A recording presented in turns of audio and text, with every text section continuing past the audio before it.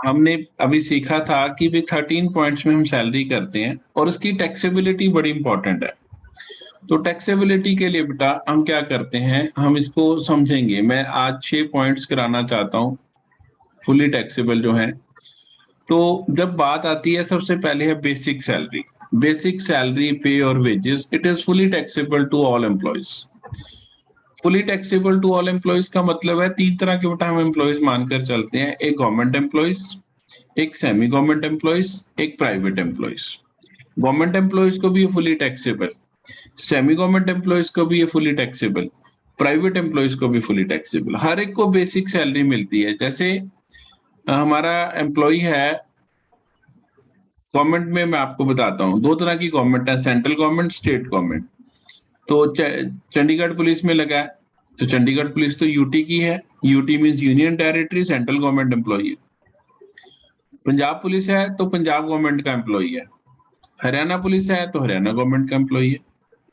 Indian army का employee है तो सेंट्रल गवर्नमेंट का एम्प्लॉय है। तो as far as government employee is concern, चाहे वो सेंट्रल गवर्नमेंट है, स्टेट गवर्नमेंट है, मेरे लिए कोई फर्क नहीं है। मेरे लिए वो गवर्नमेंट एम्प्लॉय ही माना जाएगा, चाहे वो स्टेट का है चाहे वो सेंटर का है। फिर आ जाती है बात सेमी गवर्नमेंट एम्प्लॉयज की। सेमी गवर्नमेंट एम्प्लॉयज वो एम्प्लॉयज होते हैं जिसकी ऑर्गेनाइजेशन में 50% या उससे ज्यादा का शेयर गवर्नमेंट्स के पास होता है। कोई भी गवर्नमेंट हो सकती है या कलेक्टिवली भी हो सकती है। तो जैसे बैंक है हमारे सारे, ये नेशनलाइज्ड बैंक्स, आरबीआई हैं, स्टैट्यूटरी कॉर्पोरेशंस हैं जैसे Markfed, Hafed, Nafed, central warehousing corporation, LIC of India, IRDA, ये सारी गवर्नमेंट ऑर्गेनाइजेशंस हैं, कॉर्पोरेशंस हैं, statutory corporations, GMADA, GLADA, Jalandhar development authority, Amritsar development authority, वो सारी हैं, एमसीज हैं। तो ये सारे सेमी गवर्नमेंट एम्प्लॉयज होते हैं, जिसमें बायलॉज इनके अपने होते हैं बट कंट्रोल फ्रॉम गवर्नमेंट होती हैं। पंजाब यूनिवर्सिटी है। प्राइवेट एम्प्लॉय देन, बाकी जो बचे वो सारे प्राइवेट एम्प्लॉय हैं। एयरटेल में काम कर रहा है, जियो में काम कर रहा है, रिलायंस में काम कर रहा है, अदानी ग्रुप के साथ काम कर रहा है, तो that is going to be private employee. School है, प्राइवेट स्कूल में काम कर रही है टीचर, प्राइवेट कॉलेज में काम कर रहे हैं, किसी फैक्ट्री में काम कर रहे हैं, किसी दुकान पे काम कर रहे हैं, तो ऑल आर गेटिंग सैलरी। तो वो जो बेसिक सैलरी मिल रही है that is going to be fully taxable. Suppose करो एक एम्प्लॉई है, किसी भी जगह पे काम कर रहा है, उसे 40,000 रुपीज पर मंथ मिल रहा है, तो 40,000 into 4,80,000, it is going to be taxable. उसके बाद उसे डीए मिलेगा, पक्का होता है, basic salary plus DA. DA होता है as per the dearness allowance है, एज पर इन्फ्लेशन। इन्फ्लेशन बढ़ती है, डीए भी बढ़ जाता है। गवर्नमेंट तो इन्फ्लेशन की फिगर के साथ साथ बढ़ाती चलती है, बट प्राइवेट में वो लेट बढ़ाते हैं, कई बार नहीं भी बढ़ाते। अब जैसे कोविड लगा रहा तो नहीं बढ़ाए डीए, तो डीए बढ़ेगा नहीं अगर इन्फ्लेशन नहीं बढ़ेगी या कोई प्रॉब्लम नहीं आएगी। तो डीए भी मिलता है। तो 2 तरह का डीए मिलता है, एक एंट्रेंस वाला, एक नोट एंट्रेंस वाला। जो एंट्रेंस वाला है वो भी फुली टैक्सेबल, जो नोट एंट्रेंस है वो भी फुली टैक्सेबल। ये जो हमने लिखा है डीए और dearness pay as per the terms of employment और forming part of the salary, ये इसका मतलब होता है डीए एंटर्स है। ये D enters into pay for retirement benefits, कुछ भी लिखा हो एंटर्स होता है। दूसरा डी होता है डीए नोट एंटर्स, वो भी फुली टैक्सेबल। दोनों फुली टैक्सेबल हैं as far as gross salary is concern. फिर आ जाता है बेटा पेंशन। पेंशन और एन्युटी और अनकम्यूटेड पेंशन। बेसिक सैलरी और पेंशन में सिर्फ इतना ही फर्क है कि पेंशन आफ्टर रिटायरमेंट मिलेगी और basic salary prior to retirement मिलेगी। रिटायरमेंट से पहले जो मिल रही है वो सैलरी है, जो रिटायरमेंट के बाद मिल रही है वो पेंशन है। This is a basic difference between retirement and pension. तो आपको रिटायरमेंट से पहले जो अमाउंट मिल रही है वो सैलरी में टैक्सेबल है, और वो जो बाद में मिल रही है वो पेंशन के रूप में टैक्सेबल है, पर है दोनों सैलरी का ही पार्ट, सैलरी में ही टैक्सेबल मानी जाएंगी। फिर आ जाता है बोनस। बोनस 2 तरह का होता है, एक स्टैट्यूटरी बोनस और एक ग्रेट्युटस बोनस। स्टैट्यूटरी बोनस है जो आपको देना ही देना है, आपके लेबर कॉन्ट्रैक्ट में हमने लिखा है कि आपको ये मिलेगा ही मिलेगा। As per labour laws you are entitled for this statutory bonus. और स्टैट्यूटरी बोनस क्या होता है बेटा हमारे पास, कि वो मिलेगा ही मिलेगा। मैं आपको चंडीगढ़ की बात जैसे समझाता हूँ। हमारे पास सिडको का नाम हम सबने सुना है, Chandigarh industrial and tourism development organisation corporation, sorry. तो वो जो हमारे पास है कॉर्पोरेशन सिडको, उसका काम क्या है कि उसके होटल्स हैं, वो इंडस्ट्रियल डेवलपमेंट में भी काम करती है, टूरिज्म डेवलपमेंट में भी काम करती है। वो अपने एम्प्लॉइज को दिवाली के पास एक बेसिक वेज 1 पे एक्स्ट्रा देती है, मतलब 12 पे तो मिलेंगी, एक जो पे है वो एज ए बोनस देती है दिवाली वाले मंथ में। तो वो हमारी जो होगी वो हर एक साल देना है उसने, वो है स्टैट्यूटरी बोनस, वो उनकी टर्म्स एंड कंडीशन में लिखा है। और जो ग्रेट्युटस बोनस है वो मिलेगा अगर प्रॉफिट ज्यादा होंगे। जिस ईयर प्रॉफिट ज्यादा होंगे उस ईयर आपको ग्रेट्युटस बोनस मिलेगा, जिस ईयर प्रॉफिट नहीं होंगे उस ईयर आपको बोनस नहीं मिलेगा। और बोनस दोनों तरह के फुली टैक्सेबल है, उसमें कोई फर्क नहीं है टैक्सेबिलिटी में। मतलब अगर 40-50 हजार रुपया मुझे बोनस मिला तो 50,000 is going to be fully taxable. कौन सा है इट डजंट मैटर। कमीशन आ गया, कमीशन मिलता है on all types, on sales, on purchase, on profit, all are going to be taxable. Commission on sale है तो भी टैक्सेबल, कमीशन ऑन परचेज है तो भी टैक्सेबल, कोई भी तरह का कमीशन है it is going to be taxable to all employees. इसमें कोई वो नहीं है कि ये वाला टैक्सेबल नहीं है, ये वाला टैक्सेबल है। कोई भी कमीशन एम्प्लॉय को मिला है it is going to be taxable. तो ये कमीशन टैक्सेबल है हमारे सारे। इसके बाद आ गया उठा हमारे पास एडवांस सैलरी। जब एडवांस सैलरी की बात करते हैं, advance salary is fully taxable to all. फिर एरियाज ऑफ सैलरी, ये भी फुली टैक्सेबल टू ऑल। ये 6 पॉइंट्स हैं जो फुली टैक्सेबल टू ऑल है। फुली टैक्सेबल टू ऑल का मीनिंग हमने ऊपर लिखा है, fully taxable to all means government employee को भी fully taxable, semi government employee को भी फुली टैक्सेबल, प्राइवेट एम्प्लॉयज को भी, क्योंकि हमने 3 तरह के एम्प्लॉयज माने हैं टोटल। इसके बाद जो हमारा नेक्स्ट पॉइंट आ जाता है वो है एनुअल एक्रीशन। ये जो एनुअल एक्रीशन का पॉइंट है, this is only applicable to private employees. पहले मैं आपको एनुअल एक्रीशन कराने से पहले मैं आपको समझाना चाहता हूं कि होता क्या है। प्रोविडेंट फंड आप सबने सुना होगा कि what is provident fund. Provident fund के 2 हिस्से होते हैं, एक हिस्सा एम्प्लॉयर कंट्रीब्यूट करता है, एक हिस्सा एम्प्लॉय कंट्रीब्यूट करता है। ये हमें पता है। सपोज करो मैं किसी ऑर्गेनाइजेशन में काम कर रहा हूँ, से ट्रिब्यून में काम कर रहा हूँ, तो मैं ट्रिब्यून में लग गया हूँ। ट्रिब्यून मुझे रेगुलर रोल्स पे रखा हुआ है, तो ट्रिब्यून 12% या कम भी हो सकता है, वो हर एक ऑर्गेनाइजेशन का कम और ज्यादा का सिस्टम अलग अलग है।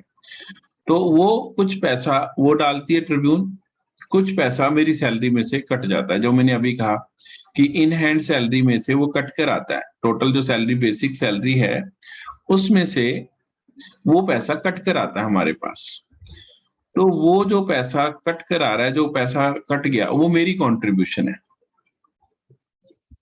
जो मेरी सैलरी में से पैसे कट गए वो मेरी कंट्रीब्यूशन है, और दूसरी कंट्रीब्यूशन कौन कर रहा है, ट्रिब्यून करेगी। ट्रिब्यून ज्यादा पैसे ना कंट्रीब्यूट कर दे उसके लिए लिमिट डाल दी एक्ट ने। क्या लिमिट डाली है, employer's contribution to RPF -12% of salary 1। और एक और बड़ी ध्यान से मेरी बात सुनना, क्यों आरपीएफ रखा है, क्यों प्राइवेट एम्प्लॉयज रखा है। गवर्नमेंट कभी एक्स्ट्रा नहीं करती, गवर्नमेंट है, सेमी गवर्नमेंट है, स्टेट गवर्नमेंट है, सेंट्रल गवर्नमेंट है, कभी भी एक्स्ट्रा पैसा नहीं डालेगी, क्योंकि जितना कम डालेगी उतना उन्हें बेनिफिट है। ये प्राइवेट एम्प्लॉयर करता है ज्यादा ट्रांसफर।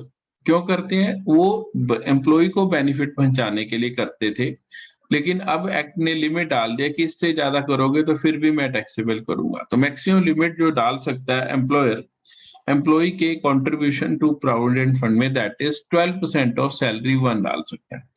12% of salary 1। अभी सैलरी 1 क्या होगी, सैलरी 1 बेटा ये ना हर जगह सैलरी यूज होगी, तो हमने उसको सैलरी को सैलरी 1 के नाम से बनाया है। और salary 1 is combination of 3 things. बिल्कुल टॉप पे स्क्रीन पे आपके आ रहा है, salary 1 is combination of 3 things, basic salary, plus DA when enters into pay for retirement benefit plus commission on sales। ये सिंप्लीफाइड लिखा है। अगर एक्ट की बात करते हैं तो एक्ट ने लिखा है, हर जगह पर लिखा है सैलरी हेयर मीन्स, मतलब जब भी सैलरी लिखेगा ना उसने सैलरी वन नहीं लिखना, उसने लिखना है सैलरी 12% ऑफ सैलरी, और नीचे लिखना है सैलरी हेयर मीन्स। क्या मतलब है सैलरी का?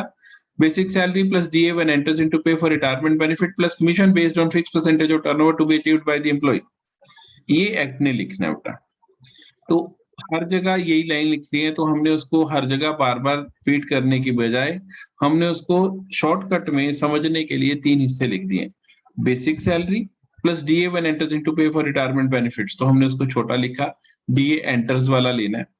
डीए एंटर्स वाला ये वाला होता है बेटा, ये वाले जो हमने लिखे हुए हैं, ये जो है ये डीए एंटर्स हैं जो मैंने अब रेड में लिखे दिए। डीए, ये वाले डीए जो है ये एंटर्स वाले, ये वाला लेना है। जो डीए ग्रीन में लिखा हुआ है वो वाला डीए नहीं लेना, क्योंकि दैट डज नॉट एंटर्स। अगर डीए के साथ कुछ नहीं लिखा, इट इज ब्लैंक, कला डीए लिखा है, तो it means it is not enters for. उसके साथ लिखा होना चाहिए, या डियरनेस पे लिखी हो तो डीए एंटर्स है। और तीसरी इंपॉर्टेंट चीज, commission based on fix percentage of turnover to be achieved by the employ. तो commission based on fix percentage of turnover मतलब परसेंटेज पे मिलेगा on turnover, turnover mean sales, तो हमने उसको सिंप्लीफाइड करके लिखा कमीशन बेस्ड ऑन सेल्स। तो ये 3 चीजों को जोड़ लेना है तो आपकी सैलरी वन आ जानी है। हर जगह सैलरी वन की जरूरत पड़ेगी। सैलरी वन का 12% आप निकालेंगे, निकाल कर एम्प्लॉयर की कंट्रीब्यूशन में से उसे डिडक्ट कर देंगे। अगर डिडक्शन करने के बाद पॉजिटिव अमाउंट आता है तो टैक्सेबल है, अगर नेगेटिव आता है तो it is not going to be taxable. एक पर्टिकुलर क्वेश्चन अभी हम करके देखेंगे, लेकिन इसका दूसरा पॉइंट भी मैं करा दूं। अभी मैंने आपको बताया कि एम्प्लॉयर एंड एम्प्लॉय दोनों कंट्रीब्यूट करते हैं, एम्प्लॉयर भी कंट्रीब्यूट कर रहा है, एम्प्लॉय भी कंट्रीब्यूट कर रहा है। उसके साथ साथ दोनों की कंट्रीब्यूशन के ऊपर प्रोविडेंट फंड में इंटरेस्ट भी मिलेगा। Interest on employees contribution, interest on employers contribution. तो जो इंटरेस्ट है वो भी कहीं ज्यादा ना दे जाए, वो इंटरेस्ट की लिमिट डाल दी आरपीएफ के ऊपर। Interest credited to RPF in excess of 9.5% is taxable. तो 9.5% तक तो अलाउड है, 9.5% से जो ही एक्सीड करेगा it is going to be taxable. तो इंटरेस्ट जितना भी आया उसको डिवाइड कर दो जिस रेट से है, और मल्टीप्लाई कर दो जितना वो 9.5 से एक्सीड करता है। इसका एग्जांपल आप स्क्रीन पर देख रहे हैं, ये हमने एक स्क्रीन पे ये एग्जांपल किया है, ये वाला। Interest credited to RPF at the rate of 13% is 13,000 rupees, 13,000। तो टैक्सेबल कितना निकलेगा? 13,000 divided by the rate 13 into जितना ये 9.5 से एक्सीड करता है, 13 माइनस 9.5, तो ये बेटा हमारे पास आ जाएगा 3,500। This amount is taxable. अगर ये लिख देता है interest credited to RPF at the rate of 16% is 96,000, तो हम ऐसे करेंगे 96,000 डिवाइडेड बाय 16 जितने रेट से मल्टीप्लाइड बाय 6.5 जितना एक्सीड करता है। तो ये बेटा हमारा जो आएगा ये आएगा 39,000 and that 39,000 is going to be taxable. तो ये 2 पॉइंट्स हैं, पर इसमें एक बड़ा इंपॉर्टेंट बेटा पॉइंट है कि सिर्फ RPF, RPF stands for recognised provident fund. इसमें प्राइवेट एम्प्लॉयज के केस में 2 तरह के प्रोविडेंट फंड होते हैं, एक आरपीएफ, एक यूआरपीएफ। यूआरपीएफ की ट्रीटमेंट नहीं करते हम सैलरी में, treatment is only made for RPF. URPF stands for unrecognized provident fund and RPF stands for recognized provident fund। तो हम RPF की ट्रीटमेंट कर रहे हैं, URPF की ट्रीटमेंट नहीं कर रहे हैं। तो ये आपने हमेशा ध्यान रखना है कि ये पॉइंट्स, ये 7 पॉइंट्स बेटा हमने आप किए हैं, ये 7 आपके हो जाएंगे, फिर आगे चलेंगे।